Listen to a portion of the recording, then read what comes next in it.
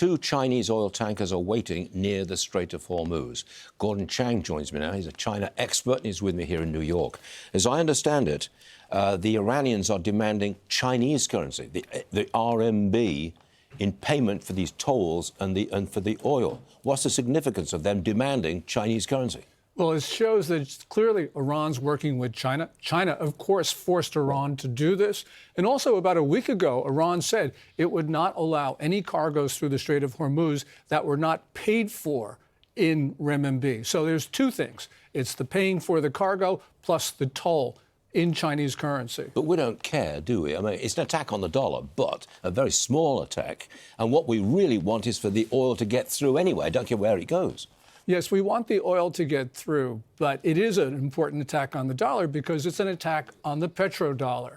And if the Chinese can get the Gulf states to take renminbi or something else, that is a real assault on us. But the other thing, of course, is that if we've had a consistent foreign policy over 250 years, it's been the defense of the global commons. What Iran is doing right now is closing off a critical waterway. If they get away with it, other countries will do the same. China is trying to close off the East China Sea at this moment with their 40-day closure. So this could be a change in the global architecture from an open one to a closed one.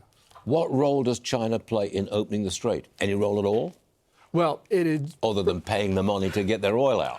Well, of course, they've been supporting Iran across the board, except for soldiers, sailors, and pilots, but everything else. So it's keeping Iran in the war. The other thing, of course, it did play a small mediating role in the ceasefire. And I think that they probably did push it over the line because they were pushing on an open door that had been really opened by Pakistan and others. But the point is, China wanted to show that it was a mediator, show power, because President Trump is scheduled to go to the Chinese capital May 14th. And so they want goodwill because the Chinese want a lot of other stuff. You think he goes? You're not sure? I'm not sure. And the reason is... You don't think he should go, do you? I don't think he should go for a lot of reasons. You don't go to the capital of an enemy combatant, especially in the middle of a war. Also, you know, we had this idea that if we talk to the Chinese, we can come to some accommodation. Well, we've had this idea for more than 2 decades, basically since the end of the Cold War, even before the Cold War ended.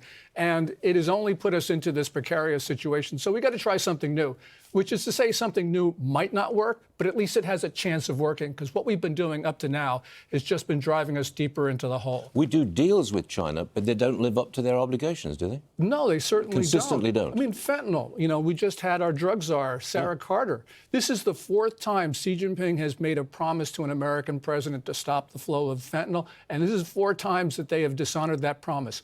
Once to Obama in 2016, once to Biden in 2023, and twice to Trump, 2018 and 2025. So why are we talking to these guys? You know, they dishonor everything they say. We need to start imposing costs, and we need to have a really different view of China, because if we don't, we're in for some really hard times. Are they hurting? Yes, they are. How badly?